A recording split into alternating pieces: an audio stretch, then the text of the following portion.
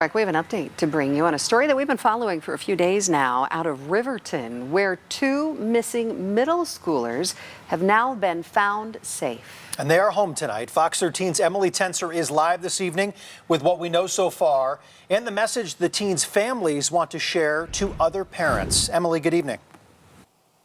It's been almost one whole week since Ellie Droege and Ocean Pulley walked out of the halls here at the Oker Hills Middle School. Their parents tell me they are elated and relieved to have the two kids return safely home early this morning.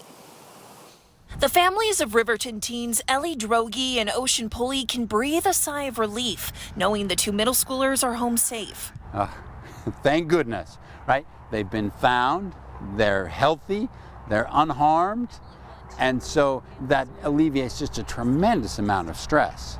But then you have to put together where have they been. Now the community is eager to know where they were for almost an entire week. Chris Burbank spent 25 years in law enforcement, 9 of them as Salt Lake City Police Chief. He's been following the case. There's a lot of people out there, a lot of adults that want to take advantage of them and are willing to do that. The families say the teens are okay. They did go to the hospital Sunday to be checked out. It's cold out there. I mean, let's just be honest. If you are not somebody that has been homeless before and fend for yourself on the street, for a 13-year-old kid, that's not going to happen. Chris Bertram is a retired deputy chief of police, a private investigator, and an assistant professor in criminal justice. He says Romeo and Juliet runaway cases like this are common, and as days went by with no sign of Ellie or Ocean, he was concerned. In the runaway cases I've done, if you get to about 48, 72 hours and you have no contact, there is no, proof of life on social media, or they're not hitting up their friends and things like that,